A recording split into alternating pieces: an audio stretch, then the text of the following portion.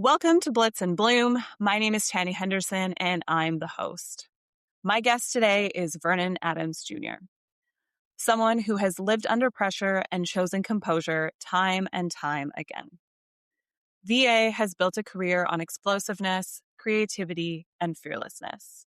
He's been traded, he's been benched, he's been written off.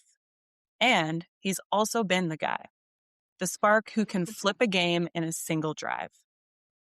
Few players in this league have had their talent praised and their consistency questioned in the same breath the way he has. And through it all, he's stayed steady. The body language, the ownership, the belief. Today, we're not just talking about the throws, the scrambles, or the touchdowns. We're talking about the mindset behind them. VA, welcome to Blitz Bloom. Wow. Coach, that was dope. That was a good little intro. I like that. I appreciate it. You said some heartwarming things in there too. So like you said, a benched starter, back, everything, you know what I'm saying? Been through it all. So it's all part of the journey. I'm glad to be here. Saw you at TJ last week. Thanks for having me. You're very welcome, and thank you for popping on. When I was going through and prepping for this interview, I knew a lot about you already, but when I was really digging into your journey, I was actually even more amazed about who you are and how you show up based on what you've been through. I knew a little bit about it, but I really hadn't done a deep dive. So really excited to talk a little bit more about it. Mm-hmm.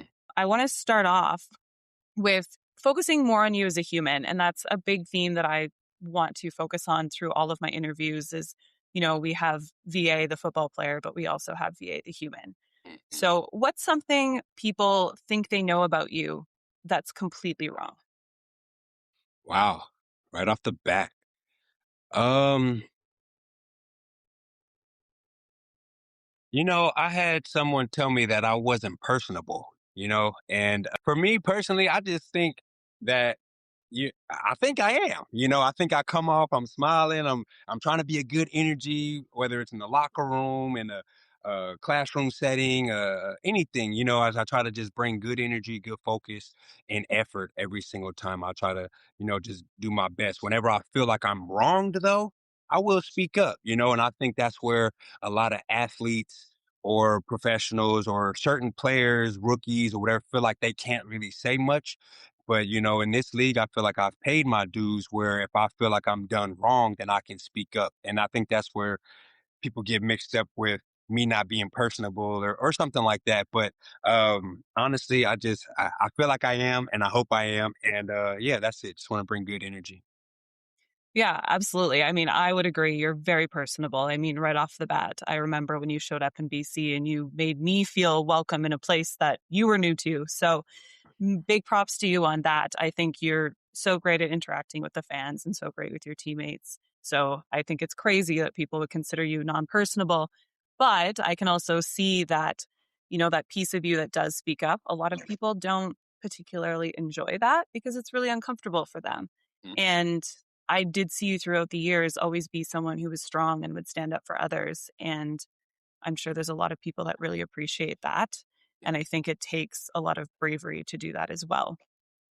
Is there any specific situations that you recall that you speaking up for something wasn't taken well? Um, Not really anything in particular. It's more just been with like any organization I've been with or, something that I speak up. One example I can give that's not like really crazy, but I'm glad we're talking about this, is Black History Month. A lot of teams, they kind of shy away from saying Happy Black History Month. You know what I'm saying? And for me, it's very personal for me because I've been the only consistent starting Black quarterback since 2019. And I feel like that's a huge accomplishment in the CFL. You know what I'm saying? I'm a 5'10", 190-pound, African American quarterback. And, I just feel like there's love to be spread everywhere, whether it's Pride Month, whether it's Black History Month, whether it's whatever day, I just feel like the CFL is that league that shows the love for everyone. And I just want it to continue to be like that. Certain teams that's not doing it and certain teams that's are. And I just look at the players and I look at the history, the Darian Durant's, the Don Narcisse, the the Warren Moons, the just, all these big names, you know what I'm saying, who are, African Americans or even Canadian, Black Canadians, you know what I'm saying? It's still, they've done a lot, for the league, the history, we've been through a lot, racism and all that stuff, and still to this day, it's a little racism here and there. And that's something that I like to speak up on because there's no other Black quarterback who can do it. And there's not a lot of people in my position that feel comfortable to do it. And so that's it, and I feel like that kind of rubs people like, okay, but, at the end of the day, it's just equality. You know what I'm saying? That's it. And just showing love and appreciation. And, my team, Calgary, last year they didn't do a post and I brought it up and they felt so bad. Like, they felt bad and they were like, Vernon, we are so sorry. Like, and it's just something, there's not too many, Black people in our organization upstairs. You know what I'm saying? And that's not like, I'm not saying that's racist or anything, but I'm just saying they're not thinking about that. You know what I'm saying? So it's my job to like, hey, give them a little reminder. And so they've done an amazing job this year, in showing love to former Black athletes and things like that, and so that's it. I think that would be the biggest example I have right now. That's a really good example and very powerful that you actually have like a tangible situation. And I think as a woman in sport, that's often something that comes up too, is trying to figure out if people are being intentional about something or if it's actually just very much accidental, that they just never thought it through. Yeah, exactly. Exactly. Yep. And that's what it is, So it's just bringing it up and things like that. And I know I had talks with BC about it at times too, and they've done a great job with it. So yeah, that's all. It's just conversations. Hmm. Do you find it hard in this league and just being a professional athlete trying to balance integrity and self-preservation? Um, yeah, you just the CFL is such a free league, you know what I'm saying? But at the same time, like you said, like being a pro, you have to persevere. It's going to be ups and downs. It's going to be, like I said, cut, traded, bench, the guy, not the guy, this, that, 5 different teams in a 9-team league. Like you're going to have to persevere. You know what I'm saying? And for me, it's the journey for me. I'm going from team to team to team. Yeah, it might look bad to some people, but I'm learning from people that I've never thought I would learn from. In Canada, especially, like, and as American, you're like, I'm thinking NFL, NFL, NFL. Then you get to Canada, and then you come here and you go to Montreal, and it's bonjour, comment ça va bien. Like, then there's I got a woman coach for her first time in BC, and I'm learning from you, and I'm taking tidbits from you and see how you think differently. And it's just different. It's different things like that about it's the journey. That's what I want to get to. It's the journey. So yes, you got to persevere. You got to have integrity and just enjoy the journey because a normal pro career is what 3-4 years or something like that. I'm going on year 11 now. You know what I'm saying? No, I'm not in the NFL, but I am having a blast in the CFL. Like the fans, the guys you meet up here, the coaches, like it's amazing. The journey is tough, but just enjoy it because you never know when it's over. I think you speak a lot to the power of the CFL and what really makes it stand out and be unique. And so many people in Canada, I think, are so quick to put it down and kind of judge because they're like, well, it's not the NFL.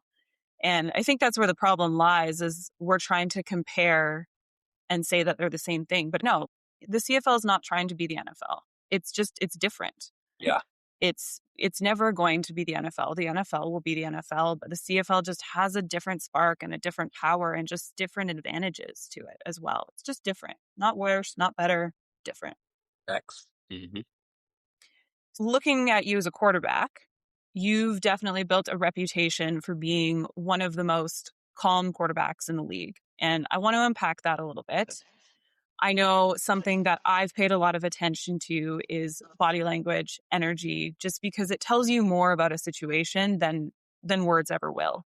And something that I noticed very early on watching quarterbacks kind of under a microscope in this league was I would see how other quarterbacks would interact on the field with their players, their facial expressions, their body language. And then I would see how you would do it.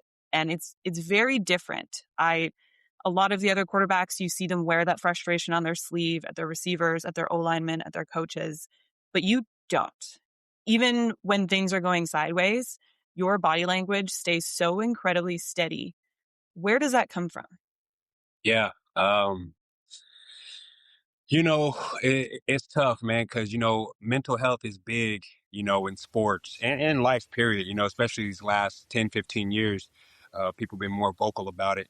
And, I never thought up until 3 years ago when I got to BC, I never really thought like I would need a mental health coach or a mental trainer or anything like that.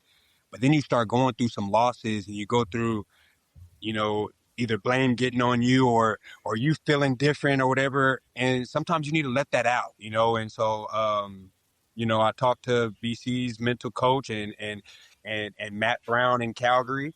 And they just did such a great job and telling me like, you can't put so much pressure on yourself. At the same time, we need to stay here. You throw a touchdown, da da da. Like you can't just get up here, and then you throw an interception and it's just down here. Like you gotta find that happy medium and then get here, and stay here. You know what I'm saying? So yeah, I might do my little celebration, my little dance real quick, but then I need to get back and be like, hey, next play, that's in the rear view mirror. We're not looking back anymore. We gotta go. I threw 6 interceptions in Toronto, 2023. That was so like a nightmare. It's a nightmare for me. You know what I'm saying? But when you had a coach like Rick Campbell who builds your confidence and keeps you in the whole time, like I thought any other coach would have pulled me out after that third interception. He left me into that last interception. He told me like, yeah, you gave us the best chance to win, like regardless of the interceptions. You know what I'm saying? And so that helps build my confidence. And okay, I can stay right here and still be the same guy and, celebrate my teammates and still have fun, but understanding, hey, you're the quarterback. Let's keep that Ricky Ray focus. Let's keep that Bo Levi, that calmness. Absolutely. That's such a classic game to think back to. And it was something that I recognized was that you were not pulled. And it's something that I believe in a lot. I don't think pulling a player just because they've made a mistake or two is the solution. It might be like short term, but in the long term, the damage that that can have Mm, is something some players they never get back from. yeah. And do you see quite often where you believe that maybe a player is pulled too early and you've seen kind of the downfall of that? Yeah. Shoot, I can use me as an example in Montreal. I got pulled in 2022 before I get traded to BC, and I'm not just trying to use me, but you know, I'm only using me because Trevor Harris told me this, and I've heard other quarterbacks, like older quarterbacks, say this to the younger guys. Like I got pulled in the second game. It was the second game of the season. First game of the season, we lost to Calgary by like 3 points. Second game of the season, it's the second quarter and it's 4-3. Toronto has four, we have three. And Kahari Jones, one of my favorite coaches, my brother, he pulled me and he put Trevor in. And then I was done for the season. That's the second game of the season. And and Trevor was like, he told me after the game, like, yeah, like I don't agree with this. You know what I'm saying? Like, obviously he's got to go in and do his thing. You know what I'm saying? But he's like, yeah, they pulled you way too early. And from that day on, like I just in practice, everything, I was just getting worse and worse and worse in Montreal. And then that's when they ended up trading me to BC and we came there and did that. But like, yeah, man, that was definitely one of those situations for sure. That must have been pretty validating and actually quite comforting that Trevor Harris said that to you and just provided that insight, because I think had he not said that, you could have looked at that very differently. Very differently. It could have been even worse. You know what I'm saying? For me, I could have really got down bad and really, yeah, but that's another thing, perseverance. You know what I'm saying? And that's what we was talking about earlier. You just persevere through the hard times and then you get traded to another team and, it's new life and then new team and it's new life. You know what I'm saying? So, yeah, just got to keep going. Was there an earlier version of VA that didn't handle things this way? Yes. Oh, yeah. Yeah, yeah, yeah. Definitely. I'm still working on it. I'm still working on my responses and things like that. But I've definitely matured a lot since my early days. I used to take everything to Twitter and just Twitter fingers. And that's the thing, you got to learn. And especially as a quarterback, you don't do those things. This is an excuse, but it's true as well. I never really had anybody. I'm the first one in my family to go to university, to graduate, play college sports, to pro sports. I never had that figure that can be like, hey, VA, this is how you're supposed to be a quarterback. This is how you're supposed to do. This is what you are supposed to do. This is what you're not supposed to do. Everybody's watching you. I didn't have that. You know what I'm saying? I don't know. I was just living and just everything, and until I met Trevor in 2022 when he came to Montreal, and I really sat down and I would watch him how he prepared, how he did everything, and he showed me how he watched film, and then that's when I got to BC, work with Jordan McSimic, and I feel like that's where I had my best seasons there, So yeah, definitely had to mature a lot, um, and yeah, still working on it. Aren't we all? Yeah. Hmm. Aren't we all? So going a little bit more into your career now. So you come into the league at 23. You're dynamic, you're decorated, you're coming off a polished college career at Eastern Washington and Oregon. Potential is one thing, success in a pro locker room is another. And instead of a straight climb, your first few years were movement, evaluation, reset, which you already spoke to a little bit. You started in Montreal, you got traded to Saskatchewan, then traded to Hamilton in 2018 and released before the season even starts. Different seasons, different systems, different expectations. When you look back at that stretch, who were you as a quarterback then going into Hamilton? Yeah, like I said, I just wasn't mature. I wasn't the first one in. I wasn't the last one out.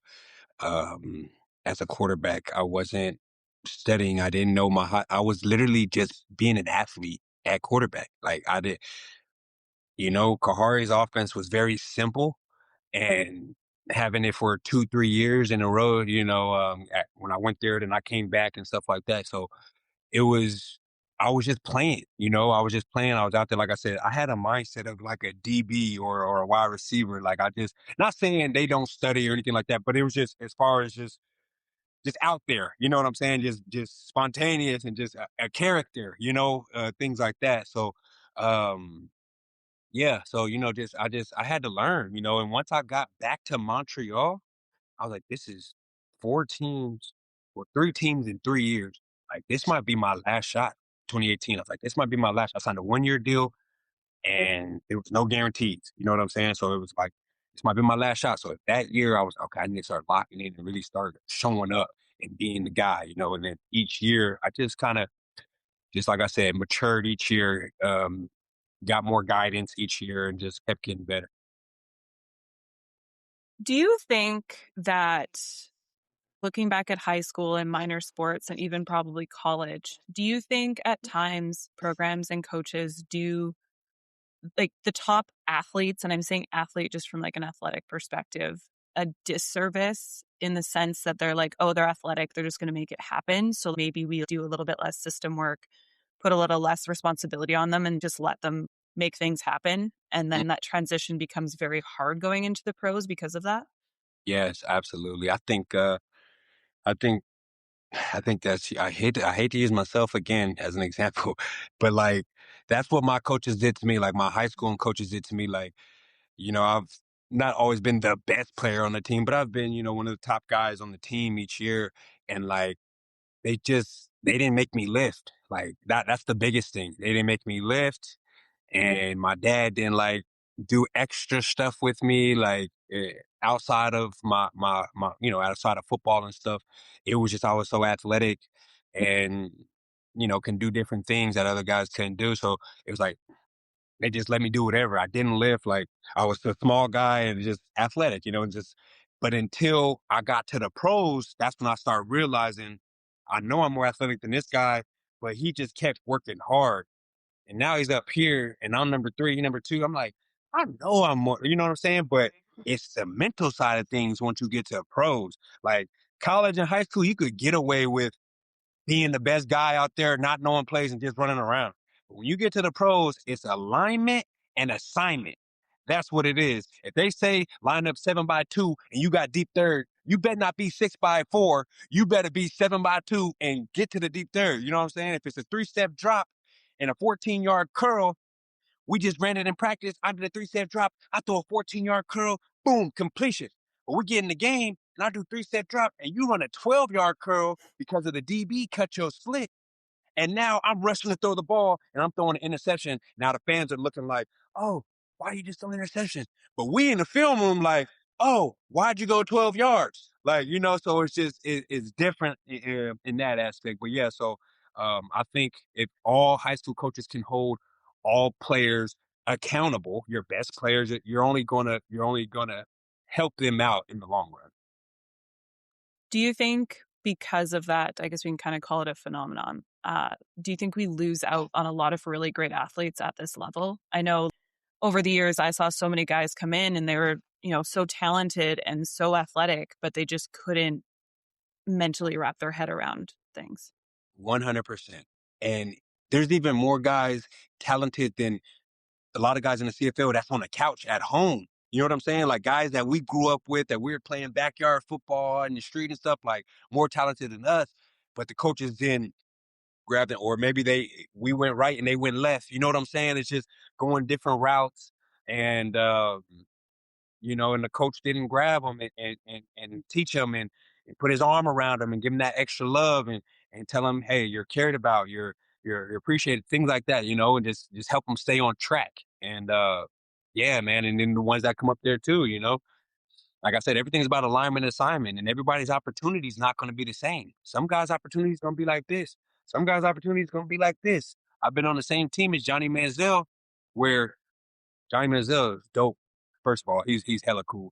But like where they make the starter, he gets this much leeway, but then the backup get in or the third string, and it's like you make that same mistake, you're getting cussed out or whatever. You know what I'm saying? So that's just what it is, though. That's part of it. But once you get there, you know what I'm saying? It's different too. So yeah, it's that's it. That's it, man. It's opportunity and understanding. You got to bring it every day. Hmm. Absolutely. Going back to Hamilton, because there's one thing I want to touch on, short period of time, but one big statement that comes from Hamilton. You've just been traded. You're in the quarterback room. It's crowded. And it came down to you saying that you would play receiver if that's what was needed. Not something most quarterbacks say, or many have probably ever even considered. In that moment, were you fighting for identity or were you just fighting to stay in the league? In that moment, I really liked that team. That team was dope, and I was only there for a month. That was the best training staff I've ever dealt with in my career playing football. In CFL, college, they were locked in. They worked hard.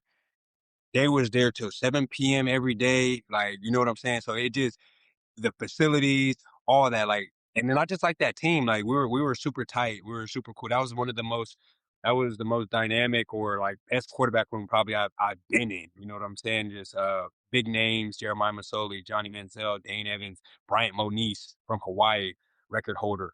Like, and those were all dudes, So I did want to go. And then I like June Jones too. Like that was our coach, as our head coach. He was my guy, So I really like him and his offense. So I did want to stay there and just be part of the team and stuff, but maybe try to find that identity too. Maybe turn into a Brad Sinopoli or one of those type of guys, who became a great receiver. An athlete is an athlete at the end Mm-hmm. of the day. Yeah. You go back to Montreal, you win the job, you establish yourself, but still not a clean runway. You've got injuries, there's still comparisons going on, there's still noise. And then at one point, you're replaced. After everything it took to establish yourself, you are again back in uncertainty. What did that do to you at that time? In 2019, I came in on the depth chart, fourth on the depth chart in training camp. And then by game one, I was number two. Antonio Pipkin was the starter. He got hurt, and then I took over after that from game two for the rest of the season, and went to the playoffs with the Owls for the first time in like 10 years. We start off as the guy, and then you end up getting benched, like you said. Um, it's tough. You know what I'm saying? It is tough. It is. Like, I can't lie. You know what I'm saying? But what I'm gonna do? I'm gonna pout. I'm in Montreal. I'm a 6-hour flight away from home. I'm gonna be over there pouting away from my kids and just pouting for what? then I could just get myself cut and just stuff like that. Like, no, I'm gonna be a great teammate. I'm gonna come to work every single day, and I'm gonna push the starter. I'm a challenge him. I'm gonna push him, and that's just what it is, until I get my opportunity again. And when I get my opportunity, now I've sat back, I've learned, I've sat back and watched Trevor see do it like this, how he do it like this. I sat back and watched Nathan do it like this. Like, okay, that's how he do it. That's how he processes so quick. Like, and yeah, so you can look at it as, oh, I'm getting benched and start, like I said, start pouting and all this stuff. Or you can look at it as a positive, like, you need this right now. Sit back, watch what's going on, be a great teammate, be there for everybody. Whatever you need, y'all need water. I'm gonna come around and give everybody water. I'm gonna do whatever I can to just make sure everybody's spirits is high and we ready to go, honestly. Very much the mindset of, everything happens for a reason. Like the universe is giving it to you because it's what you need, not Mm, because it's working against you. right. It's part of the journey. Like I Yeah. said, that's it. After Montreal, our paths cross in BC. You get traded to BC. Going into that team, obviously, Nate's the future there. Nate's the guy, but he's injured. So you're stepping in and you're walking into that building knowing that you're a temporary solution. When you walked into BC, what version of VA showed up? Yeah, not confident one, I'll tell you that. Yeah, when I got traded to BC, it was three teams that were asking for me. It was Hamilton, Edmonton, and BC. Edmonton was like 0-7. You guys were like 8-1, and Danny Machocha said he wasn't gonna trade me to an East team, so which was Hamilton. So I said, I mean, regardless, I'm gonna go to BC. That's the best team. They looking like they about to go to the championship. Like, I'm going there. So when I get on the plane, I finally get my playbook, and it's an offense I've never seen before in my life. And I'm just like, oh my gosh. I'm texting my agent like, well, I'm on the plane, like, hey, I don't know. I don't know how I'm gonna do this because I know they want me to come in and play like, pretty soon. So I don't know how I'm gonna do this. And yeah, I just was not confident at all in 2022. I was just trying my best. Like I said, I knew I was a rental and just coming in and hold the team together, keep us in second place throughout the playoffs so we could get home field advantage for that first game. And that's what we did. We came in and I did that and uh, helped us stay there. But like I said, it was hard because Nathan was balling, right? He's balling. And I come over here and all those receivers, you know what I'm saying? You got Luck, Hatch, Dom, uh, Big Cat, and Burnham, you know what I'm saying? All dudes, three of them was 1,000-yard receivers already. And I'm like, I'm coming over there and, you know, Hatch, I see his body language. You know what I'm saying? So if I ain't throw Hatch the ball or something like that, he'd be giving me one of these, and I'll be like, so now I'm like, oh my God, I gotta then Lucky to do the same thing. And then I'm just like, these dudes just miss Nate. You know what I'm saying? Like I see him over there, they talk. So I notice these things, you know what I'm saying? But the one receiver, I ain't gonna lie, the one receiver, and I said this before, was Dom. Dom Rhymes, he always come up to me and be like, hey brother, like, don't worry about it. Like, keep doing your thing. Like, we know this is new. Like, he would always uplift me. And like the only one on the team that year that would like really uplift me. And that's how I like really got through the 2022 season. And obviously Nathan came back for the playoffs, his team again, and went from there. It was a nice little trip down memory lane. Yeah. Uh-huh. How do you, going into that situation, how do you lead when you know the job isn't technically yours long term? I actually really liked your analogy of being a rental. That was actually really great. It describes it well. Yeah. I'm just like, honestly, I just want a championship. That's the one thing I'm missing in my career is a championship. So like I said, I knew I was going to be a rental. I was either going to be a free agent at the end of the year, go somewhere else, or come back there. And if Nate went to the league, which would happen. And so I was like, let me just go over there, just do my job, just win games. That's what I do. I win games. Like, I don't know what nobody else talk about, but I win games. You know what I'm saying? So never had a losing record, and that's what I wanted to do. I want to go over there, like I said, win as much as I can and hold us there. And, that's what we did, man. We had a good team, great leaders in TJ Lee, Josh Woods and Luck and all those guys, man. Big Fig. So Good times, man. And that's it. Like you just gotta have the right mindset. You know what I'm saying? You gotta have the right mindset. And then when Nate comes back, it's your team. Like, here, what you need. Whatever you need. You need water. Hey, it was in Winnipeg. I was getting this jacket for him. Like, here, put that on, Nate. Like, stay warm, baby. We need you. So, that's just what it is. I always loved to see how you interacted when you weren't the guy.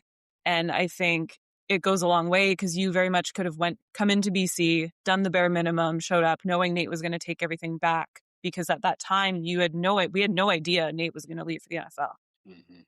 So that really could have gone two different ways, but you chose the way to just show up, be your best, do what you can, win games. And had you not, you might very much not have had that opportunity in 2023 and 2024. Yep. It's facts. Yes. 2023 happens. Nate's gone. He's in the NFL. No more shared spotlight. You actually walk into a season as the unquestioned guy and you deliver. Was that the first time in your career that you felt secure?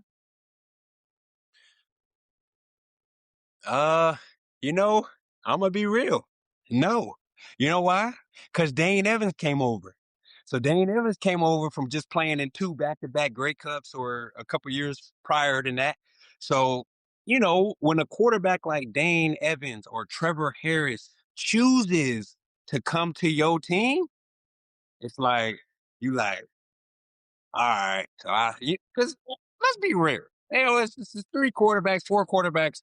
We don't all want to be backups. Mm. Somebody would be the starter. You know what I'm saying? So, and it's 8 other teams. You came here, so you know what I'm saying. So when I'm kind of like, okay, boom.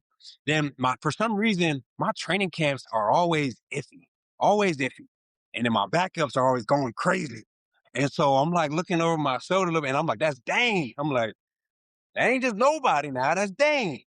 So I guess up until I would say around Labor Day that I remember feeling. Cause I remember talking to Hatch about this. And I love Dane. Dane's my dog. Uh, but I remember talking to Hatch. I'm like, man, bro, like I just feel like if I just mess up, like they gonna pull me. Then I had that 6 interception game, and Rick was like, "You gave us the best chance. Like I don't care what anybody say. You're my guy." Da da da da. And that's when I was like, okay, this is my team. Like, you know what I'm saying? Like, okay, bet. So it was probably like mid-season when that happened, and yeah, so yeah, it was long story, but yeah, it's good. That's my TED talk. Mic drop. Mhm. I actually like the best part of that whole story is the fact that at the end of the day, it was actually the fallout, not even the fallout, but the situation of the 6 interception game that actually was what turned the corner for you and ultimately gave you that confidence and that Mhm. security. Yeah, Very full circle and very full circle that you got to come back and be with Dane yeah, I know, because after exactly, and Hamilton together, and then we're back together. Yeah. those little intricacies are so interesting. I know I've always looked at them like a reminder of I'm exactly where I need to be when I Mhm. keep having little things from the past pop back up and reconnect. Yeah. And that's another thing I love about the CFL, just the 9 teams. Like, I wish we could get that 10th team, but like the league being so small, like everybody knows everybody. You know what I'm saying? A lot of players do 1 year deals and stuff like that. So, and I've been on 5 teams, so I know a lot of players, and I respect and have a lot of players respect in this league too. So, the fans too. I love the fans. You know what I'm saying? I love when they're talking trash and stuff, and then after the game, you can dap them up and be like, "Hey, it's all love." Like, it is what it is. So, yeah. You have a very contrasted experience in comparison to TJ. Like talking to TJ, he's been with one team his whole life. He's had a fully monogamous CFL relationship. Yep. And you and many, many others, that's not the norm. That's like kind of one in a million. Yeah. Yep. True. What do you think the biggest difference is? Just like a short anecdote on it. Like what do you think really stands out when you're moving around versus being somewhere for their whole career? Just as a quarterback, just trying to manage I guess your character, your leadership, and because I'm coming into a 22 in 2022. I'm coming to a new locker room. They already led by Nathan. They don't know who I am. I don't know who they are. who am I supposed to be? You know what I'm saying? Who am I to be like, hey, let's go? Like, you know what I'm saying? They can be like, who's this dude? Like, so it's just, it's that's the hardest thing. Just trying to, even when I came to Calgary this past year, it was huge for me to get a guy like Dom on my side or somebody else from BC to come with me, like AG, because I felt more comfortable in leading with them having my back and they know what type of leader I am. You know what I'm saying? If I would have came there by myself with nobody and I didn't know anybody on that team, like I would have felt uncomfortable. You know what I'm saying? So, yeah, just trying to manage your leadership and understand, learn different players and things like that. Just a constant evolution Yeah. almost and having to reset expectations around yourself. Yeah. Back to your quarterback journey. 2024 comes. You're going into another season. You're the guy. It's VA. You're on billboards. You're everywhere. And then something that not a lot of people expected, Nate comes back partway through the season and you're replaced again. What did it feel like to have the ground shift like that mid-season on such a high? Oh man, I love getting into this because going into 2024, that was my contract year, right? That was my last year of my deal. And BC wanted me to restructure my deal. But I just had the best season of my career in 2023. So I didn't understand. I said, why wouldn't they extend me? So then I started thinking more. And I'm like, what if Nathan comes back mid-season? Is this why they don't want to extend me? I just had my best season. Why wouldn't you want to extend me? I'm 30, like I'm in my prime. Huh. So now we talking contract stuff, right? And I'm like, hey, it's either you make me the highest paid quarterback in the league, which I knew they wasn't gonna do, or you give me a 3-year deal with guarantees in my third year because I knew they was gonna trade me if Nate came back and I was gonna have guarantees in my third year and somebody gonna pay it, whether it's BC or somebody else. So that's what we did. Boom. They gave me the 3-year deal, guarantees in the third year. Fast forward, I get hurt. Nate comes back. When he comes back, you know what I'm saying? The locker room is like, they're like, man, what we doing? And then it's a new team, right? It's a lot of guys who didn't play with Nate. It's some guys who did play with Nate, but it's a lot of guys who didn't. So the guys who haven't, they're like, they're looking around like they don't know how good Nate is. You know what I'm saying? They're like, man, who's this guy? Like, why is he so? You know what I'm saying? And then he gets the spot, and man, sauna sessions were crazy. You know what I'm saying? It's like they like, hey, what's going on, man? I'm like, man, I'm just here, man. I'm just here. I'm coming to work. My job is to come to work.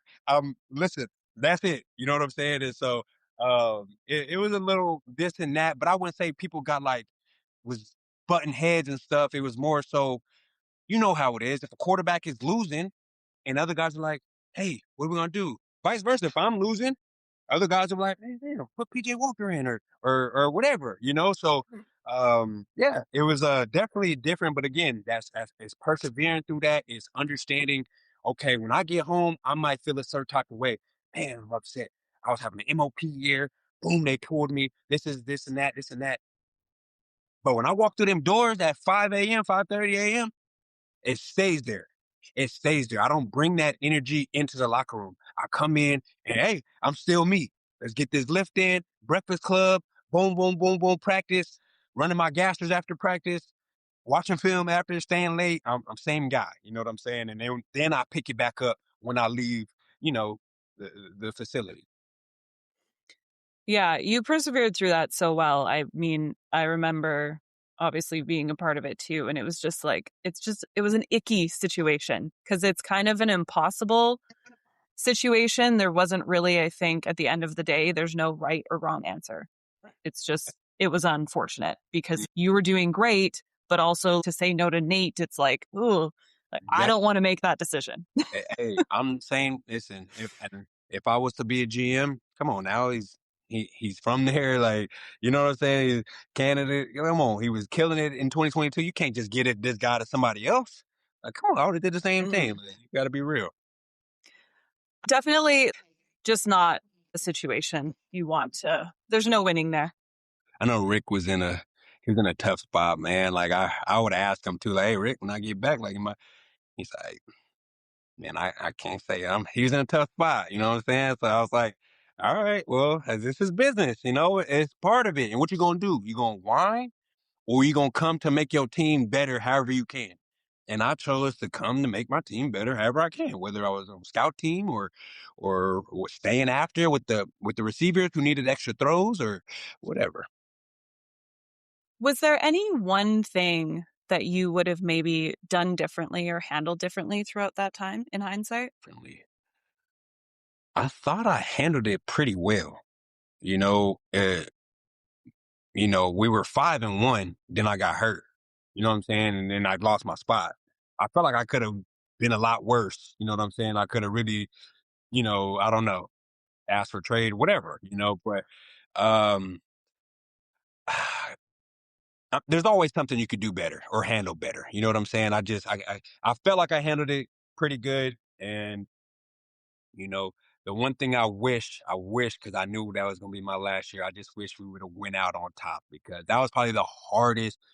After the next day when we come in, we had a barbecue and we're eating and having drinks together in the locker room and just reminiscing on good times. Man, that was the hardest goodbye to everybody because just how everything, went that year. Started off so good and then hurt. And then I got benched, and then I came back in, and then it was just so much roller coaster, and all we were trying to do, me and Nate, were just trying to channel it and keep the locker room good and as much as we could. So that was the only thing I wish we would have did, just finished on top. I think it's very powerful that you can so definitively look back on that and Hmm. feel that you handled it well. Hmm. That's a testament, I think, to who you are as a human and how much you've grown, because I'm sure VA in Montreal in the early days Yeah. would not have handled it that way. No. Mm-mm. So huge testament to your growth. And then you're in Calgary.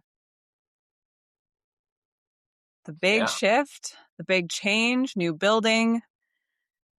But the storyline of you and Nate follows you all the way to Calgary. Hmm. I remember your guys' first game and going through all the media stuff and seeing how much they were trying to pit the two of you against each other Right. and really boiling it down to whoever wins this game is the better quarterback, which is the most irresponsible and ridiculous headline in my mind. I know Right. it's clickbait, but no. What was that like from your side, especially considering, to my knowledge, your and Nate's relationship is actually quite positive? Hmm. What was it like to hear all of that noise specifically, but it have so much dissonance from how you two actually exist? Yeah, I can't lie. That week was hard. You know what I'm saying?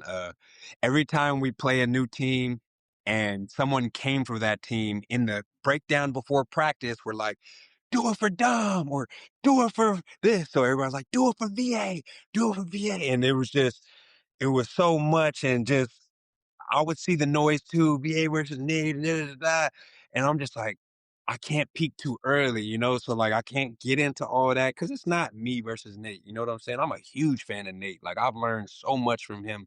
I've learned the most from Trevor and Nate in this league, and it was like you said, just a lot of noise. And then when I came out, it was just a different feeling, you know what I'm saying? One of my worst games at home there.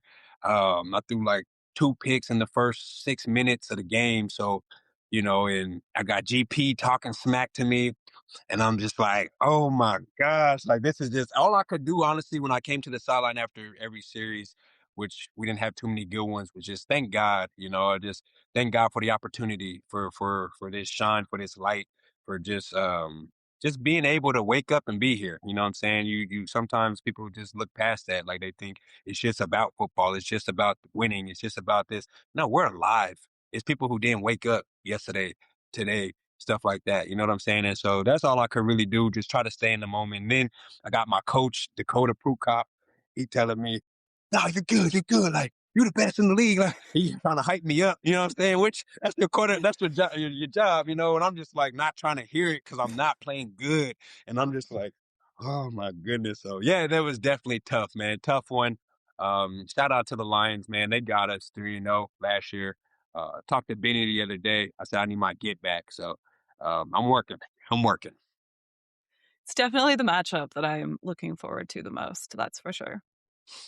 Between you, AG, Bowman, Hmm. it's a great little combo there. Yeah. We've talked about the headlines, we've talked about the comparisons, the narratives, but in Calgary, you said something that had nothing to do with any of that. It was 100% about you. You said, I've lost my confidence the last few weeks. I'm not Hmm. playing like myself. I just have to be me. That's not something most quarterbacks or athletes will ever admit publicly. Hmm. What did it take for you to say that out loud? I was just being vulnerable, and being honest, and it was true. And, after that, that's when I started meeting with our mental health coach, Matt Brown. Like all year, he'd been wanting to meet with me. He just tell me, "Hey, I'm here for you if you need me." Like, and I hear him, you know what I'm saying? But I'm, I'm kind of cautious to just move into different mental coaches and stuff. And they say we don't tell the coaches. You just never know. I don't know. You know what I'm saying? So I was cautious, But after that 4 game losing streak, I talked to him, and he was just he was like, "Man, you're putting a lot on yourself." You know what I'm saying? You're just putting a lot on yourself. This is a team game. He said, "Yes, we're on a 4 game losing streak, but you have been trending. You got to look at that too."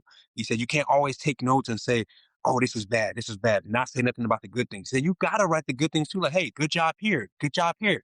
To get yourself pumped up and remind yourself of who you are and what kind of baller you are and things like that. And so yeah, it was hard for me to say that, but I was just being honest. And then I guess some of my teammates heard it, and they were coming up to me like, "Hey, we rocking with you. Like you're my dog. Like you're our guy." And that's all I need. You know what I'm saying? That's all I need is just knowing that my teammates got my back. I don't care about you know. You're gonna hear stuff from the fans and everybody else. Your teammates come and grab you and be like, "You're our guy. Like we got your back no matter what. We riding with you." That's when it's like, okay, boom, be me. Forget it. Don't do too much. Get the guys the ball. Let them do the rest. What did that stretch teach you about yourself?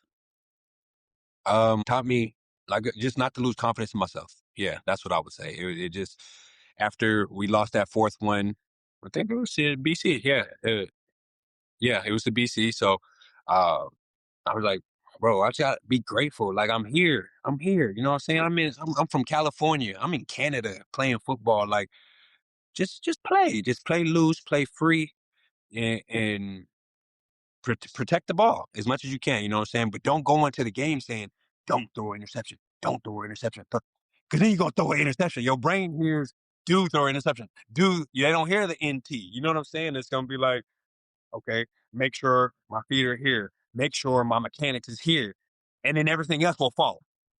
That makes a lot of sense. And I think it's something that all athletes struggle with, but being able to actually take it and turn it into something. It's just like when you get an injury, a scar builds up. It's built back stronger. And I think it's a natural evolution of an athlete is to have high confidence. Confidence drops. Now I need to figure out how to rebuild it. And it just goes up and down and up and down. And like you Yeah, alluded to earlier, what Coach Rick always would talk about is just trying to like find that level. right Don't get there. too high, don't get too low, and a lot of parallels between that and this. You've spoke a little bit to this kind of dotted throughout, but throughout your career, how would you say that you've been your own biggest enemy? Just getting in my head for sure. Like I said, just I'm a yeah, especially before talking to the mental health coaches and stuff. I'm a big like if you lose, like I'm a big on okay, how they acted towards me, like how they acting, like okay, we lost, okay, the GM won't say nothing to me. We win, okay, it's like it's one of those, not saying just in Calgary, but just anywhere, just like it's like I had to get out of that. I'm not trying to impress this person, I'm not trying to impress our GM. I'm not trying to do this. Yes, I want to win games for us. Yes, I want to be great for our organization, but it's progression over perfection. You know what I'm saying? It's compete over comparison. It's those things, and once you can get that in your head, which I've been doing a lot better these last few years, then you just go out and play. You just go out there and ball, like, because we're all ballers in the CFL. Like, we wouldn't be here if we wasn't. You know what I'm saying? So at some point, we were either 2-star, 1-star, 3-star, All American, All Canadian. So just remind yourself who you are. And be confident. When you get into those spaces where you find yourself starting to spiral a little bit, what are the tangible things and steps that you take to get yourself out of that? Yes. Breathing. A big thing for me is just breathe. Breathe. I do this thing a lot of people probably heard of. It's called box breathing. And I just like close my eyes and you just start corner, you go corner, corner, corner, and it's just 4 seconds, deep breath in, 4 second hold, and then let it out. 4 seconds, and I do that probably like anywhere from like 4 to 7 times, and I just feel more calm and relaxed. And like I said, just all right, it's next play. It's next play. Like, especially if I just had a bad series or a couple bad series, I get into my box breathing and get to next play. That's it. And then like I really find that it helps me calm down, slow my heart rate down, and things like that. Just hey, let's go. Next play. But yeah. Now everyone's going to be looking next time the camera pans to you and you're on the bench. And if your eyes are closed and you're breathing, everyone knows exactly what you're doing. Oh But no. Oh no. Yeah. it's a cool thing to recognize and actually put in people's minds, which is something I value a lot and really want to bring to my podcast, is to kind of give people things to relate to and look at when they're watching the game. Because football is such a complicated game. And as much as there's a lot of fans and they think they understand the game, most people have no idea because most coaches, most players actually don't understand the game. It's just so complex. There's so much going on. So to give little tidbits of like, yeah, that's what's happening right there is really neat. Yeah. I think also communicating those tangible things, because I find often in a lot of interviews, people are like, well, how did you work through that? How did you do that? And it's very just like, it's a lot of words, but to actually give something that's tangible for someone to like, oh, next time I feel like this, I'm going to try that is Mhm. huge. So thank you very much for that. Yep. We're going to move into some fast fire questions.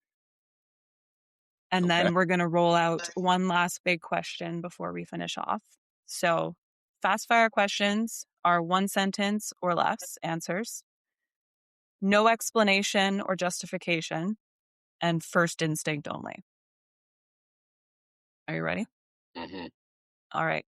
If you weren't playing quarterback, what position would you be playing? Wide receiver. Favorite post-game meal? Five Guys burger, bacon burger. All the toppings? Jalapenos, ketchup, light mayo, and grilled onions. You're on point. Biggest weakness? Anticipation with my throws. What question are you tired of being asked by the media? Um,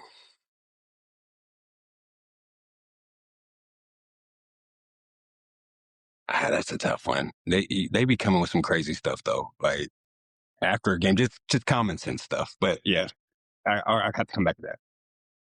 My favorite one is, how are you feeling after that loss? Or I how are yeah you feeling after that win? yes. I was gonna say like how you feeling after your head, your concussion or something like that. But yes, definitely how you feeling or something like that. Yeah, Very you know how I'm generic. feeling. Damn it.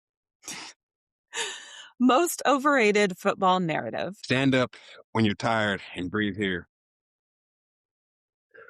I like to put my hands on my knees. I'm tired. If I'm tired. I'm tired, coach. Damn.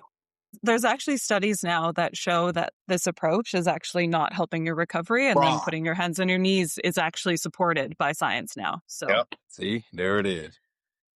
the pettiest thing that's ever fueled a big game. First game of the season last year, we were playing Hamilton, and Boley by Mitchell wanted to get he was trying to get his 100th career game win, and I didn't want that to happen. Not against me. So yeah, shout out to Bo. A trait you hope you don't pass down. I guess early on in my career, my laziness, just not the will to work. What lie have you told yourself the longest in your career? I'm not a dual threat quarterback. They always call me dual threat quarterback, but I say I'm a pocket passer, but I guess I'm a dual. If football disappeared tomorrow, what would still be left?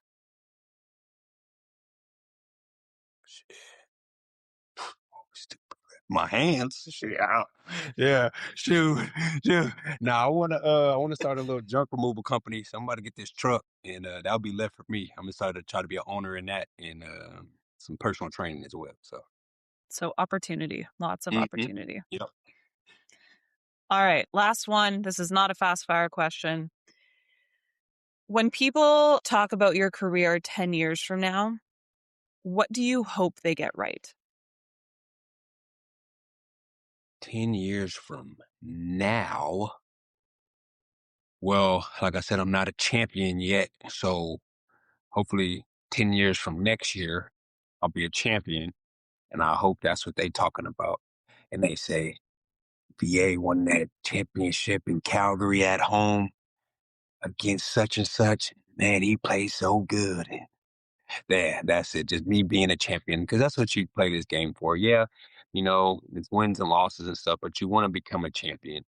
And I just, I've always, like I said in the beginning, pride myself on energy, effort, and just being a great teammate, whether I'm the starter or not. So, yeah, just being a great teammate and hopefully a champion. We're manifesting that. I'm here Mm, for that. yep. Absolutely. Yeah. Well, VA, I appreciate the honesty and the openness and the vulnerability today so much. There's always so much noise around quarterbacks, but what stands out to me isn't the comparison or the controversy. It's really just your composure and your willingness to learn and your accountability that you hold yourself to at the end of the day. Thanks for letting us in, and I hope you have a great rest of your day. Thank you. Big You're B's, Blitz welcome. Bloom. Yeah.